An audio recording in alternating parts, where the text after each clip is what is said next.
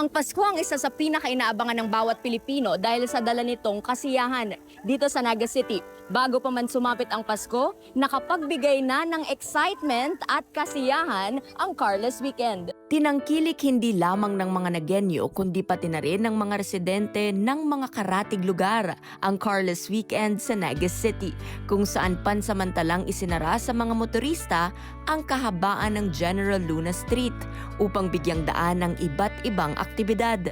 Kabilang dito ang chalk art sessions kung saan malayang nakapag-drawing ang mga bata sa kalsada at on-the-spot portrait drawing kasama ang mga visual artist. Mayroon ding libreng anti-rabies vaccination para sa mga fur babies, live performances ng mga local bands, mga batang nagmistulang nasa isang costume party, at night market para sa mga food at non-food vendors.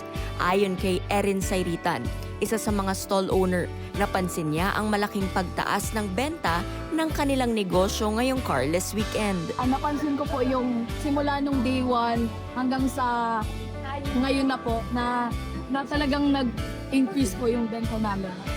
Lalo na pag Sunday po siya. Sana masundan po ko next year para mas maraming matulungan ng mga small business owners at mas makilala pa po sila. Ayon naman kay Mayor Leni Robredo, layunin ng Carless Weekend na ginanap noong December 12 to 14 at December 20 to 21 na matulungan ang maliliit na negosyante. Humingi rin siya ng paumanhin sa mga umalma sa umano'y traffic na idinulot ng aktibidad. Mga maliliit talaga negosyante, yung mga nagtitinda ng pagkain, ng mga local, na mga maliliit. Marami ito dito sa General Luna. Yung mga Muslim na mga kapatid natin na merchandise, yung binibenta, meron silang lugar. At yung balak natin, every lugar na pupuntahan natin, nag-iiba. Para iba-iba yung nakikater natin na portion ng population. Pero yung mga umaangal sa traffic, humihingi kami ng paumanhin kung na-inconvenience sila. Pero actually, ito kasi yung pinakasadya ng Carless Sundays, saka Carless Weekend, na mapakita sa tao na pwede naman palang hindi magdala ng sasakyan, na pwede naman palang mag-commute papunta doon, or pwede naman palang maglakad.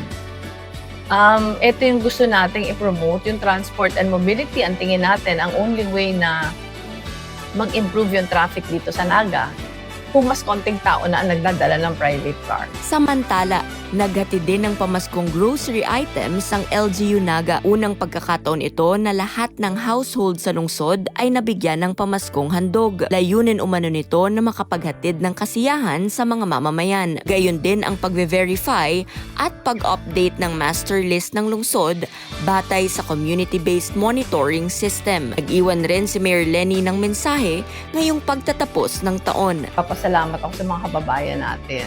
Dahil parang in a way, nasa transition pa din tayo. May mga pagbabagong ini-introduce.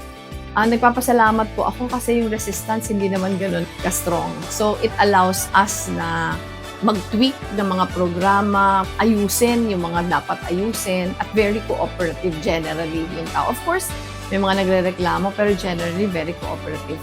Saka dahil dyan, very hopeful po kami na yung 2026 will be smoother for us. Ang hiling ko lang na sana yung Christmas niyo po ay hindi lang maging masaya, pero yung 2026 sana maging tahimik para sa lahat. Ngayong Pasko, higit sa mga regalo at tulong, hiling ng bawat isa ay kapayapaan at katahimikan ng maghari sa ating komunidad. Para sa RMN Network News, Antoinette Eduardo, Tatak RMN.